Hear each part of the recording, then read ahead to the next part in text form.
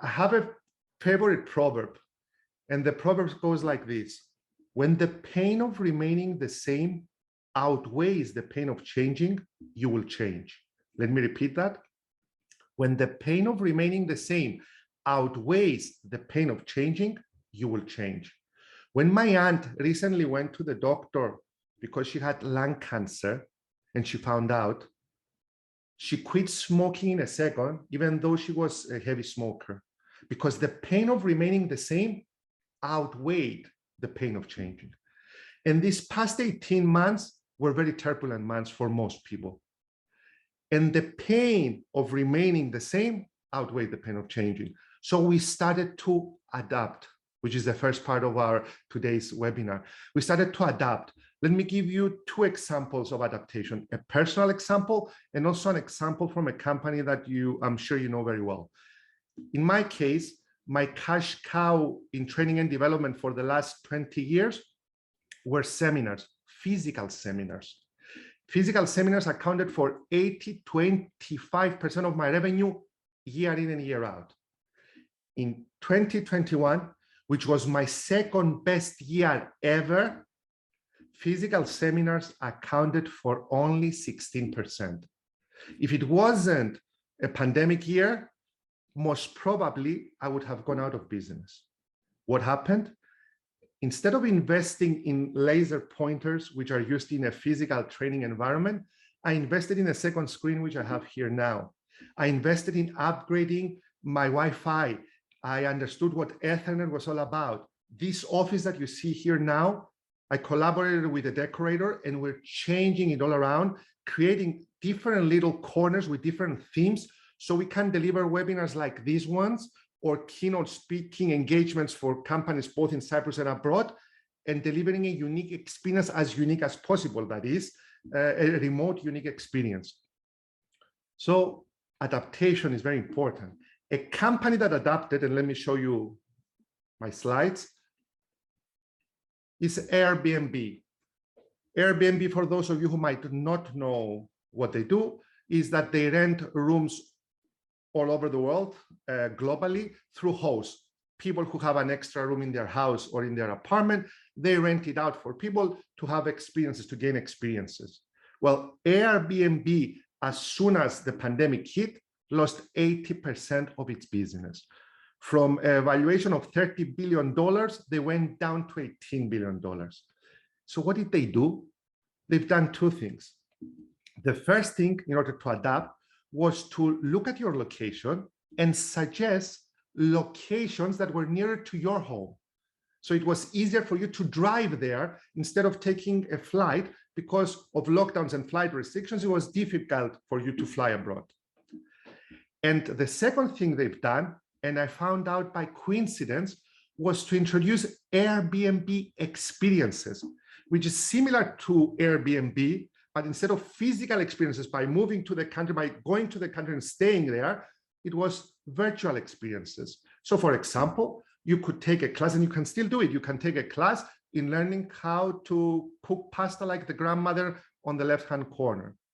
I took a course just to experience it in learning about the oldest port wine in the world, Kumandaria, from my country, Cyprus.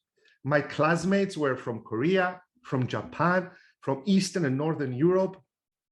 Some people can even meet at a person's house and take an experience of learning how to do magic. So by adopting and by adapting to the environment around them, Airbnb managed to gain $1 million during the pandemic. And only from the experiences, from Airbnb experiences. So what happens to companies that fail to adapt, like you very correctly said, to what's happening around them? What happens is the following. They either close down or they take a big hit. For example, in the US alone, 100,000 restaurants have closed down because they did not adapt to their environment and to the changing conditions.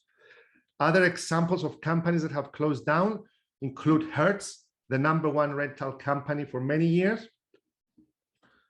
A company like ANPC filed for Chapter 11 for bankruptcy with over 1,200 Pizza Hut restaurants and Wendy's restaurants. And some other companies did not vanish, but they took a huge hit, like Swissport. Swissport, which was bought by China's HNA just a few years ago in 2016 for 2.8 billion US dollars, was sold to a US and UK venture capitalist firm for only $914 just 5 years down the road. So if you do not adapt, then you're either out or you take a huge hit.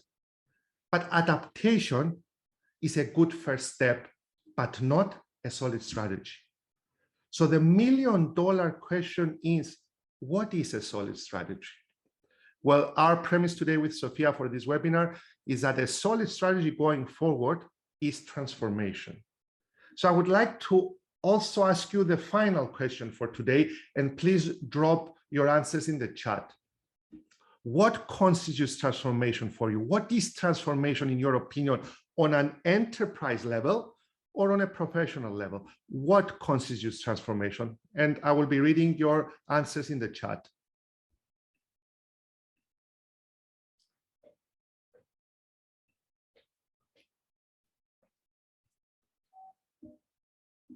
Good morning, Michael Michailidis. So for anyone who's joining now, the question is, what is, in your opinion, transformation?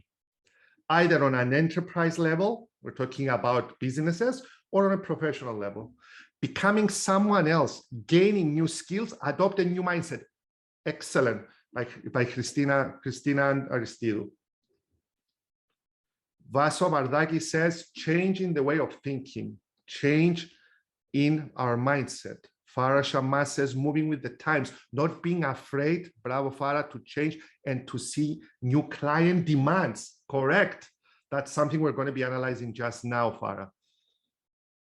We should have done this workshop, this webinar together. Dorothea Anu says, permanently changing the way of doing business. And that's what you've done with your company, Dorothea.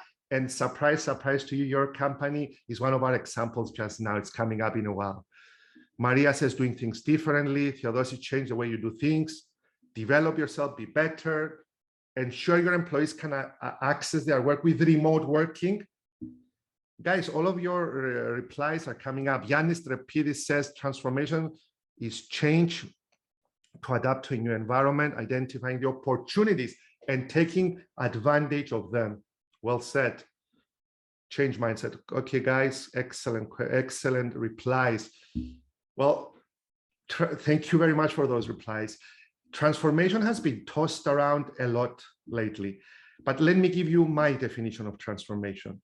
Transformation is about creating new value in terms of tapping into opportunities, new value in terms of creating new efficiencies, new value in terms of creating growth. And it requires two things. First one is to rethink how you do business today, but also how you do business in the future, because you cannot make incremental advancements in a world that is moving very fast due to technology.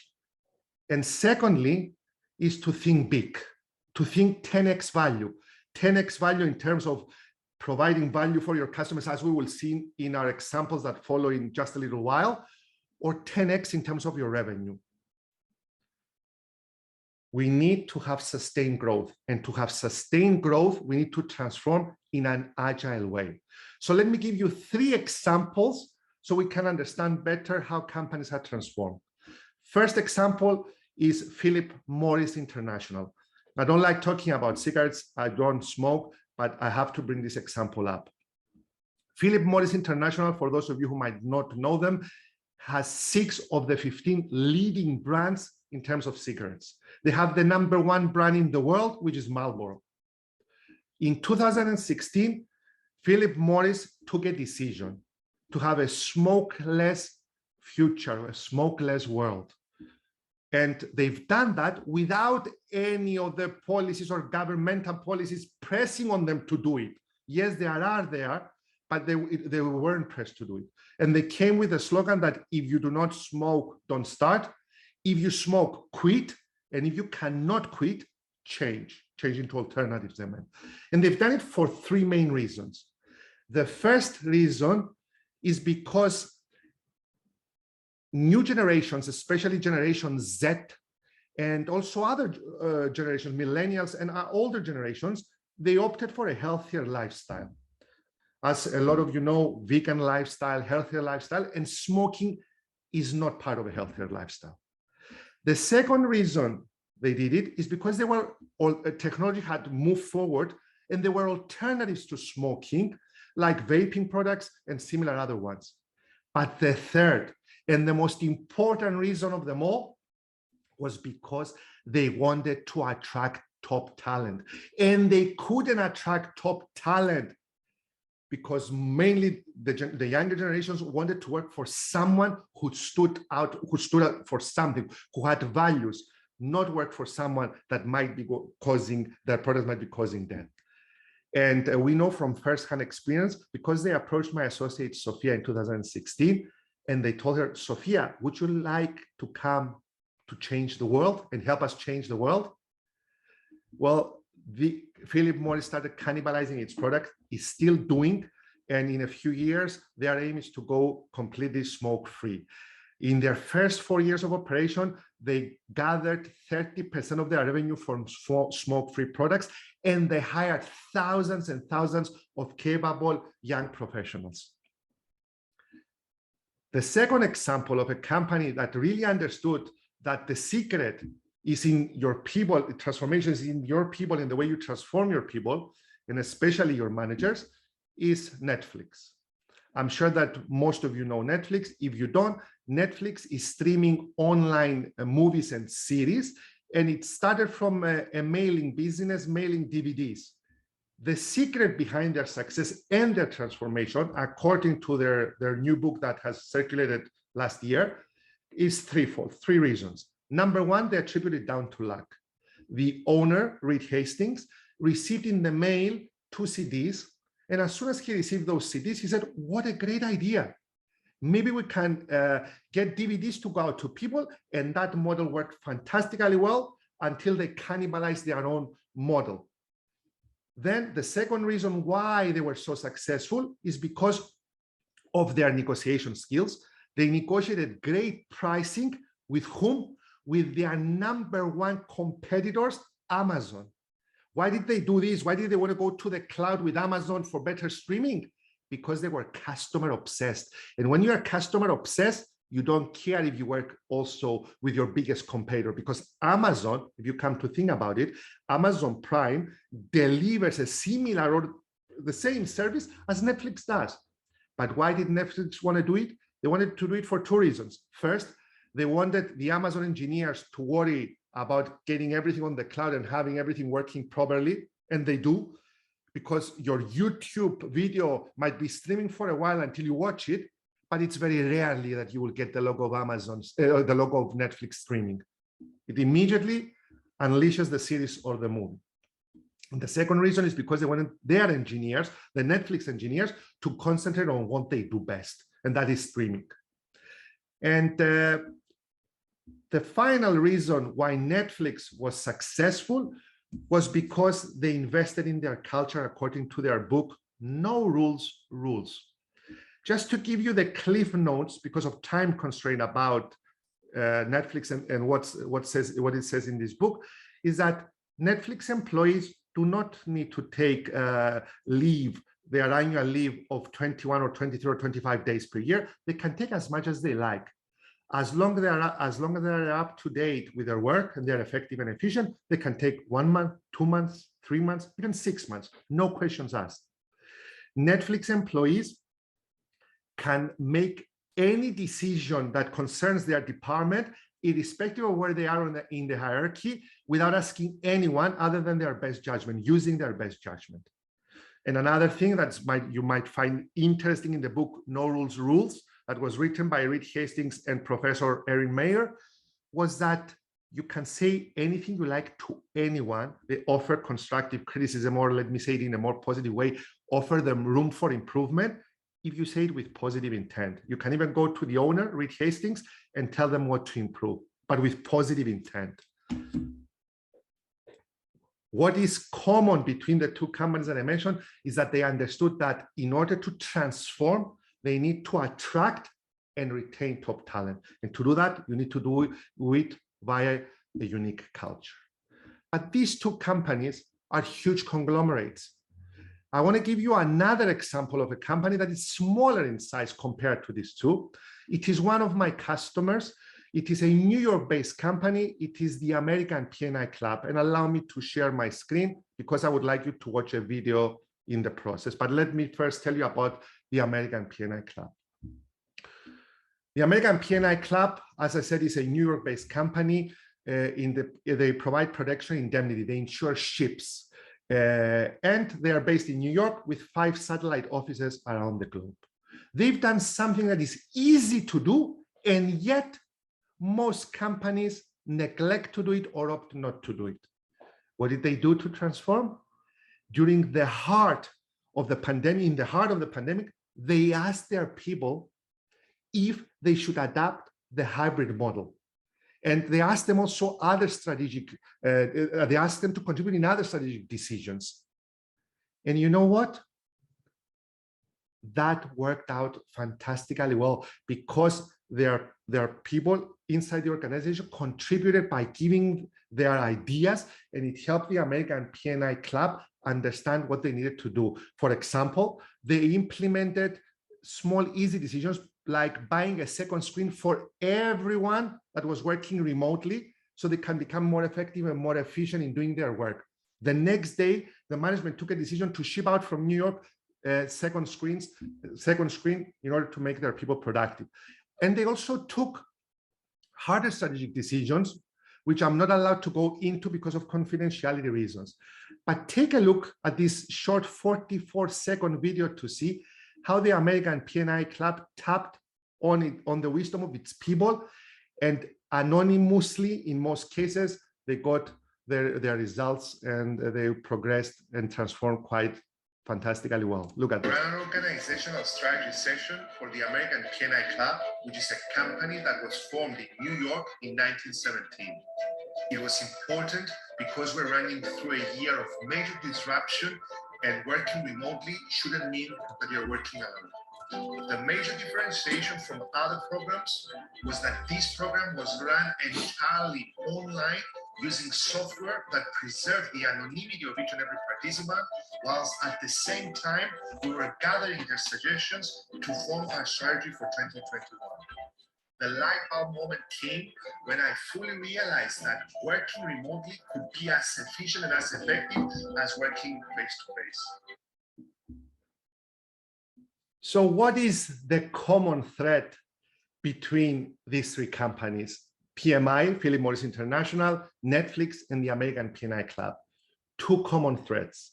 The first one is that they all realized that in order to transform the organization, they needed to transform their leaders so their leaders could transform the people within their departments and also the company in general. But the second thing they all realized, which is very important, is about the big quit, the great resignation. Because only last year in the US, 20 million people handed in their resignation at a time when companies were offering better pay, better benefits, and sign-on packages. Why did they do that? Because the younger generation, Generation Z, decided that they no longer wanted to work, to live only for working. And also older generations, like the baby boomers, understood that they needed to have a better quality life. So it wasn't about the great resignation, it was more about the great reevaluation. It's not a work problem, it's a worker problem, according to LinkedIn's chief economist. And the American P&I understood it very well by asking if they should adopt the hybrid model. And you know what? According to LinkedIn, candidates have 2.5 times more chances to apply for a job that offers the possibility of working remotely. And in the past, according again to LinkedIn, only 1 in 67 jobs had the possibility of working remotely. Today, it's 1 in 7 jobs. So if you want to attract talent like the PMI or retain talent like the American P&I, you have to offer the possibility for people, yes, to work remotely. You have to solidify your culture. And how do you do that? By creating transformational leaders, which in turn will help their organization transform. So what are the characteristics of those transformational leaders? There are many, but because of time constraints, I'm going to talk about 4 major characteristics in order to have transformational leaders and give you some examples to better understand it. Let's start with the first one. They have self-awareness and empathy. Transformational leaders have self-awareness and empathy. Recently, I was a participant together with a friend at a training course. And as soon as the training course finished, we went for drinks with my friend and we were discussing how great the trainer was and how his method have helped us learn.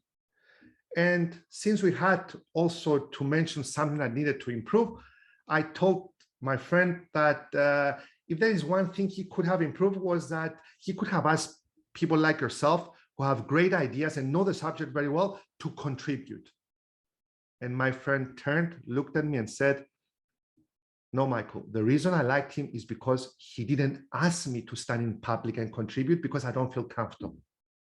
So in other words, the trainer showed great empathy in understanding his participants.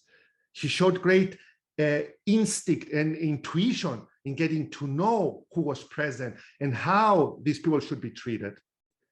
But to have empathy, there is a first step, a previous step, which is to know yourself, or as it says at the Temple of Delphi, know thyself, get to know yourself. Transformational leaders need, first and foremost, before they show empathy in understanding others, to understand themselves. What do I suggest you do in order to create those transformational leaders inside your organization? If they haven't taken a psychometric test, I suggest that they should take one. In our case, with my mentees, I provide the Enneagram psychometric testing, which is based on the 9 types of people as our ancient ancestors in Greece were talking about. Let me give you an example to understand it best. I am a strict perfectionist. I'm number 1 on the top right-hand corner. Strict perfectionists need to tick in all the boxes. They need to keep lists. Some of you might be smiling now because you might see yourself there. And which is good in one respect, but which is bad in another respect, because sometimes I don't ship out my work. I want it to be perfect. And this makes things slow. It even makes me do less things than the ones that I am able most probably to do. My associate, Sofia Shilimindri, is number 7, enthusiastic visionaries. Enthusiastic visionaries, unlike strict perfectionists, do not boggle down in detail. We boggle down in detail a lot. So very recently, when we were shipping out our biweekly newsletter, I told Sofia that all paragraphs begin with they're underlined, but there's one paragraph that the line goes over the last letter and it touches the 2 dots. And Sofia said, and what? I said, go back, please, and change it and bring it back. For Sofia, this was a minor detail that was causing us delay. For me, it was about being consistent. So who's right? Who's wrong? No one is right. No one is wrong. Sofia should get to know how Michael thinks and acts and reacts, but Michael should also get to know how Sofia thinks and acts and reacts. So the first characteristic of transformational leaders is that they know themselves first. They understand themselves very well in order to lead others, in order to show empathy towards others. Which leads us to the second one, which is to create psychological safety. Transformational leaders need to create psychological safety inside their organizations. Very recently, I was in Greece, and I was talking to some prospects, lawyers, and they told me, Michael, which are the steps to the most to delegate effectively? And I said, there are some steps in effective delegation, but the number 1 thing in effective delegation is all about trust.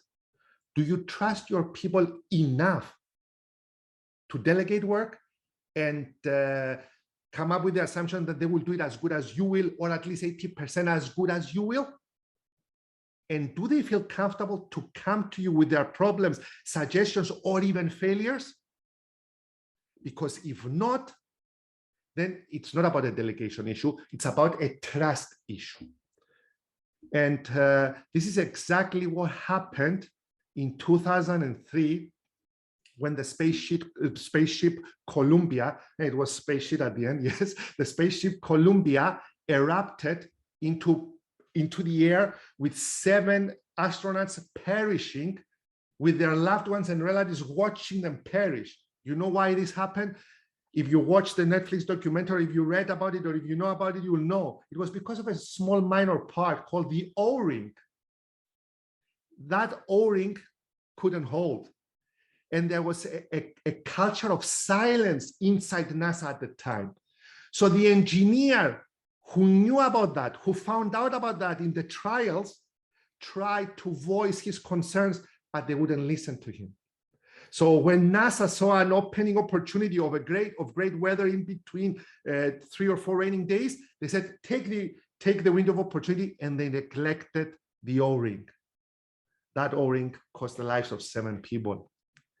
This culture of silence, my dear friends, exists in many of our companies. People are scared to voice their concerns. And what should transformational leaders do in order to help people voice their concerns? 3 things. Number 1, celebrate mistakes. It is important, and I will give you an idea that I've used here at our company, Virardi, my family business, and then I opened it up for my customers, is the mistake of the month. Every last Monday of each month, each and every one of my associates who makes a mistake can come into the draw. And the biggest mistake, the worst mistake that caused our customers pain or trouble, that has recovered. You are not allowed to enter the draw if you haven't recovered. So you make up for it. They get points, and the biggest mistake wins a prize, a very good prize. Either go to a restaurant with their wives, their spouses, and enjoy dinner, or get a present from the company that's worthy. And what do we achieve with this? First and foremost, we never punish anyone. So there is a culture of empathy and understanding. Secondly, each and every one of my associates learn how to recover from mistakes, even mistakes they haven't done. And thirdly, as doctors say, where the bone breaks and it heals, it becomes stronger. We solidify our relationship both with our customers and also with our associates. So transformational leaders understand to create a culture of safety rather than a culture of silence, you need to celebrate mistakes. You need to offer, like the American P&I Club did, the opportunity for people to anonymously offer their suggestions. The American P&I Club did it with facilitation sessions that we ran for them for approximately a month.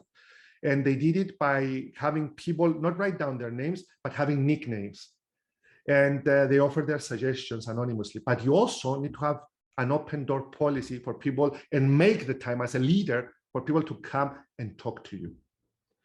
And the third, and perhaps most important thing, is to use the model I'm going to be showing you just now. It's not our model. It says whose model is it there, of the 6 questions. 6 questions that you can play as a game with your colleagues in your department and build psychological safety. I have seen it working in our relationship with Sophia. I have seen it working in smaller companies, smaller departments, as well as bigger departments. It only has one prerequisite. Do not shoot the messenger for telling you their truth. Here are the 6 questions. Let me take 2 of those questions and analyze them because of time. The first one is right in the bottom left corner. What's the thing you see me doing that's helping me best contribute to the team? So the manager is asking his or her teammates, and they tell him. And then the teammates are asking the manager. So for example, I like your attitude when you come in the morning. It makes everyone feel better. Or I like the way you work in silence. Or I like the way you come into my office, not only with the problem, but also with 3 solutions, proposed solutions. The second question is, what's the thing I do that's detracting from our success? The wording is very important. It doesn't say that causes failure. Detracting from our success, it's positively phrased. So as a manager, I'm going to tell you what are the things that I believe that you're doing that's detracting from our success, but I want you to tell me what I should be doing in order to be a transformational manager and become better in the process. As I said, the only prerequisite is do not shoot the messenger.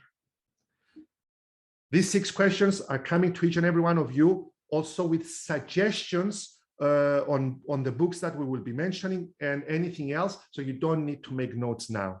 Sophia will be sending them to you. So let's go to the 3rd characteristic of transformational leaders. They manage conflict. You know, we're all human beings. And when we communicate and collaborate, unavoidably conflict will come up. And it's not a coincidence that when we ran a poll with Sophia on LinkedIn, asking people, what is the #1 hurdle you have as a manager? It was with 40%, the #1 is managing conflict within my team. According to Business Insider, couples that work in the same business have a 90% chance of getting a divorce. So conflict is everywhere. So how do we deal with conflict? First and foremost, we need to understand what causes conflict. Let's go and see it. The types of team conflict are the following. Task related. Sophia, I've sent you all the necessary information, but you haven't done anything. Or Michael, I'm still waiting from you to send me the information, so I cannot move ahead. And there might be conflict there. Leadership style conflict. You know, I prefer to work with an authoritarian manager who tells me exactly what to do. And some others want to work with a democratic manager who allows them space and time. The work style. I like to work on my own. Give me the deliverables and I will do it. But I would like to, some others like to work in a team and brainstorm and come up with ideas. And last but not least, personality or value clashes. So for example, as a strict perfectionist, I like lists. And Sophia, as an enthusiastic visionary, she likes the bigger picture. So she might come to me with the best suggestions, but not written on paper. So I cannot think at the time. So we might have a clash. So the leaders who handle conflict efficiently and effectively do the following 4 things. #1, they spot it quickly. Like a great doctor, if you spot the cancerous cells quickly, you have a better chance of treating cancer. So be vigilant as a transformational leader, keep your eyes open and treat it quickly, spot it quickly. Evaluate the contribution of leadership and working styles. As I said earlier, some of them like to work on their own and having their deliverables. Some of them like to work in a team. When you pair them up, be careful on how you do it. And also, as I said earlier, be vigilant on what's happening inside the organization and be empathetic to your people. Discuss with involved parties and bring them together. If there is conflict, don't let it solve itself. Discuss it between you. Discuss it, bring them together and discuss what an amicable solution is, which favors the organization first and foremost. And if you want to know more about how to solve conflict, one book that came out very recently in the past few months is 12.5.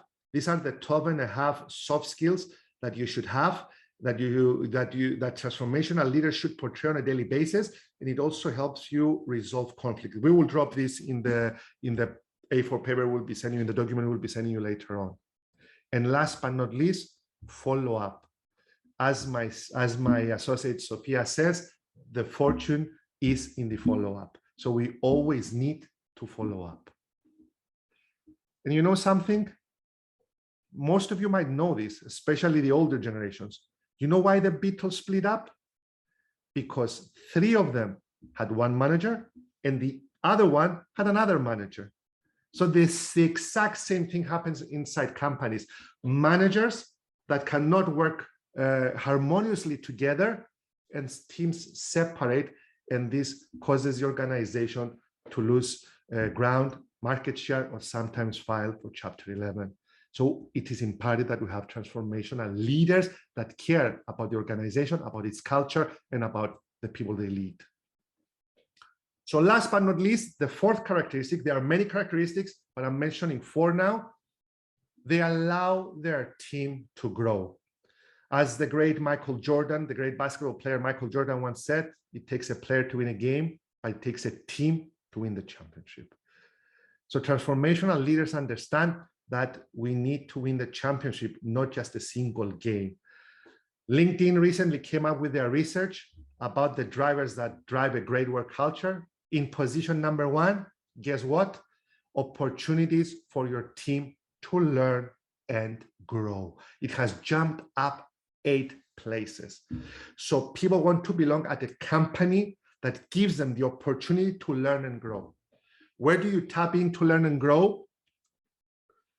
You can go with these resources: Skillshare, Udemy. One of my customers, Xness, has recently announced, their head of HR, Elena Grudova, has announced that they've done a partnership with Udemy, and she was taking a course on effective writing, which is one of the forms of communicating. Masterclass is another one. LinkedIn Learning, I'm using it as well. And there is another resource, which I have to tell you. It's, I'm going to be telling you that in a while. So what's the model of getting people to learn? I follow the 70-20-10 model. 10%, it's about workshops, seminars, or webinars like this one, and congratulations for turning up. 20% of learning is through coaching and mentoring and getting feedback, is through your network, it's through others. And 70% is through projects, working on projects with other colleagues, so you can see what do they do that's working and follow some of their habits, skills, imitate them, shadowing those people who have been there, done that, have the experience, got the t-shirt, and active or action learning. This is the 70-20-10 model. And the reason that we introduced with Sophia our master class, which is called Future Leaders Mastermind, which is only for 15 professionals, 15 managers that want to grow into transformational leaders, is because we strongly believe that the secret behind a successful and transformative future for companies is its leaders. And yes, we have followed the 70-20-10 model, and that is that in the 9 weeks that we'll be teaching this program, which starts at the end of January, 70% is through a project that you will choose at the beginning, and you work with others that are on the course in order to help you complete your project. Can be a work-related project for your enterprise. And then you get the hot seat each week. 1 or 2 people get the hot seat so others can contribute suggestions to improving those leaders and the situations that they're in. And the 10% is through lecturing. Other than myself, we have a great negotiator, one of the best negotiators in the world, George Sviktos, who is coming at week 6 to lecture. We have Stavros Ioannou, the CEO of Grant Thornton Cyprus, which is a person that I truly admire and look up to, who's coming to talk to us about leadership. And we have my associate, Sofia Shilimindri, who will be talking about feedback, business development, and the tools we need to become even more transformative. So, in closing, my dear friends, I would say that if you would like your organization to have a fruitful long-term future, you need to invest in your leaders, to make managers transformative leaders, because transformative leaders will help transform not only their teams and their colleagues, but also the future of their organization. And they can do that either in turbulent times, like the times we're going in now, or during prosperous times. And transformative leaders have 4 characteristics. First and foremost, they know themselves in order to be able to portray empathy towards their colleagues. Secondly, they create psychological safety inside the organization, so people feel comfortable to speak up, and they cultivate trust. Thirdly, they understand that conflict is an inevitable part of our lives, but we need to amicably resolve it. And last but not least, they understand that no man or woman is an island, and they need to help their colleagues grow, learn, and become and prosper going into the future. Because if their colleagues grow and learn and prosper, then these leaders solidify their position and their organizations will become more successful going into the future.